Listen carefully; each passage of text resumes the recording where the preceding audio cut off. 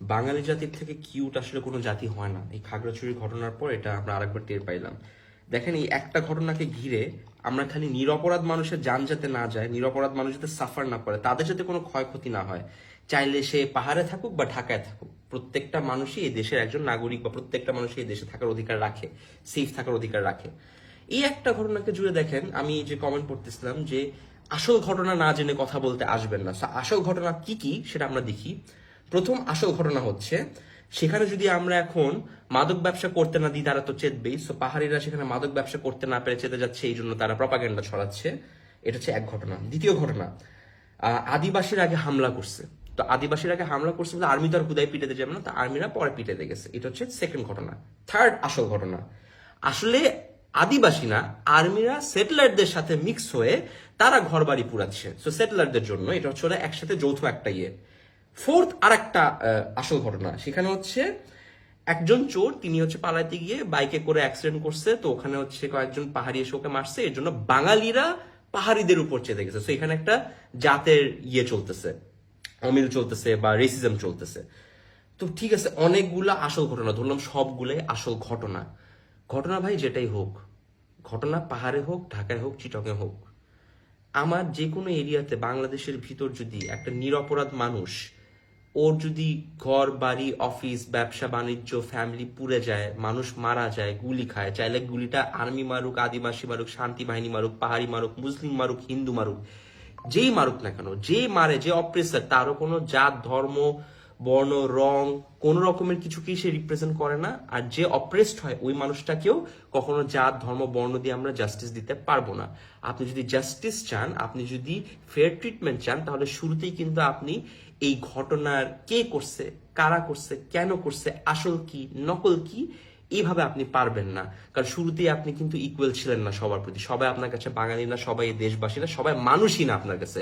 মানুষ হচ্ছে আপনি অলরেডি লেবেল দিচ্ছেন, কে পাহাড়ি, কে চিটাইঙ্গা, কে ঢাকাইয়া, কে পাহাড়ের, কে পাহাড়ের না, কে আদিবাসী, কে না। শান্তি বাহিনী যেরকম আছে পাহাড়ে পর্বতে, ঢাকাতে আপনার আমার আশেপাশে বহুত এরকম গ্যাং আছে, টেরোরাইজিং গ্রুপস আছে যারা হচ্ছে মাদক ব্যবসা। আরে ভাই, আপনার আমার ফ্রেন্ডরাই এরকম মাদক ব্যবসায় করে এত বড় লোক হয়ে গেছে। আপনার আমার ফ্রেন্ডরাই দেখেন মানুষ পাচার করে, আপনার আমার ফ্রেন্ডের বাবারা দেখেন ঘুষ খায়। ক্রিমিনাল কোথায় নাই, ক্রিমিনাল অর্গানাইজেশন কোথায় নাই।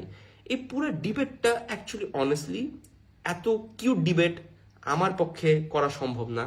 আই এম সরি, আমার কাছে কোনো ডিবেটই ছিল না। আমি খালি ভাই চাই, মানুষ যেখানেই হোক না কেন, মানুষ যেই হোক না কেন, সে যদি নিরপরাধ হয়, সে যদি খালি বাঁচতে চায়, ও কোনো ডিবেট, আপনার আমার মতো না ডিবেট করতে চায় না, ও কোনো সাইড চুজ করতে চায় না, আমি কি এই সাইডে না ওই সাইডে।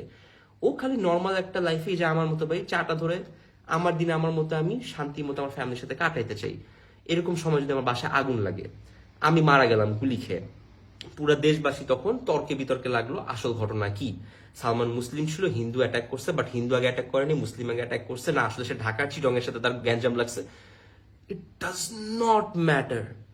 আমরা এরকম কেন, আমরা কেন ভুলে যাচ্ছি যে এই মোমেন্টে ডিবেট না, অ্যাটেনশন দরকার। যারা নিরপরাধ মানুষ, তার সব রকমের ব্যাকগ্রাউন্ড, তার বায়োডাটা ভুলে গিয়ে যদি সে নিরপরাধ হয়, ওই মানুষটার ক্ষয়ক্ষতি, ওই মানুষটার জানের ক্ষতি, ওই মানুষটার ফ্যামিলি লস, এই জিনিসটাকে অ্যাটেনশন দিয়ে প্রপার মিডিয়া কভারেজ দেওয়া উচিত, সো দ্যাট সত্যি ঘটনা, আসল ঘটনা উঠে আসে। এই যতগুলো আসল ঘটনা বললেন, এটা তো হাওয়ায় ভেসে হয় নাই। কেউ লিড দিচ্ছে, কেউ কমান্ড করছে, কোনো না কোনো চেহারা এখানে আছে। এই চেহারা একটাও কিন্তু মেইন স্ট্রিম মিডিয়াতে আসে নাই। সুতরাং আমাকে কোয়েশ্চেন করার আগে যে আমি পাহাড় সম্পর্কে জানি কিনা, 8 বছর ধরে আমি নাইকুঞ্ছড়ি, মহালছড়ি, খাগড়াছড়ি, ফটিকছড়ি, কক্সবাজার, পার্বত্য চট্টগ্রাম সব জায়গায় থেকে আসছি ভাই। আমি জীবনে 12টা স্কুল চেঞ্জ করছি, এর মধ্যে 2-3টা স্কুল আমি এইসব গ্রামের টিন শেড খাগড়াছড়ি, নাইকুঞ্ছড়ি স্কুলেও পড়ছি, বিকজ আমার টিসি হয়ে যেত, আমাকে ভালো স্কুলে নিত না। সো ওদের সাথে আমি মিশছি ভালোভাবে। ওদের সাথে যখন কথা বলতাম, ওরা সবসময় বলতো যে ওদেরকে কখনোই দেশের মানুষ হিসেবে ট্রিট করা হতো না, ওরা একদম পুরো আলাদা জাতি। তো এই যে আপনি ওর কথা শোনাচ্ছেন, ওরা আলাদা রাষ্ট্র চায়, আলাদা চায় না, এগুলো আপনি আমি বানাই, আমরা ভোগচোদ। আজ পর্যন্ত কেউ এসে আমাকে বলে নাই, কোনো আদিবাসী বলে নাই, কোনো পাহাড়ি এসে আমাকে বলেনি, কোনো চাকমা মারমা কেউ এসে বলেনি আমরা আলাদা রাষ্ট্র চাই। এই প্রপাগ্যান্ডার সাথে নর্মাল যেসব নিরপরাধ মানুষ, যারা এগুলোর ধারের কাছে নেই, যারা কোনো ডিবেটে যেতে চায় না, যারা রাইটেও না লেফটেও না, যারা শুধুমাত্র মানুষ, ওদেরকে আপনার আমার এই কমপ্লিকেটেড রাজনৈতিক এজেন্ডাগুলা প্রপাগ্যান্ডার মধ্যে ফেলায়েন না প্লিজ। পারলে মানুষকে বাঁচান, আর পারলে মিডিয়ার অ্যাটেনশনটা গ্র্যাব করেন, যাতে সত্যি ঘটনা উঠে আসে, যারা যারা অ্যাকচুয়ালি অপরাধ করতেছে, চাইলে সে আর্মি হোক, শান্তি বাহিনী হোক, পাহাড়ি হোক, বাঙালি হোক, যেই হোক না কেন, যেই জাতের হোক না কেন, যে ধর্মের হোক না কেন, বাংলাদেশেরই তো, সেই ক্রিমিনালকে বাংলাদেশের আইনের আওতায় আনেন। মেইন স্ট্রিম মিডিয়াকে ডাক দিয়ে সত্যিটা করেন। আপনার আমার ফেসবুকে ডিবেট করতে হবে না। জান চাইতে, নিরপরাধ মানুষকে বাঁচাইতে ডিবেট লাগে না, কোনো লজিক লাগে না। নিরপরাধ মানুষ, ওকে বাঁচাইতে হবে, কমন সেন্স। সালুট।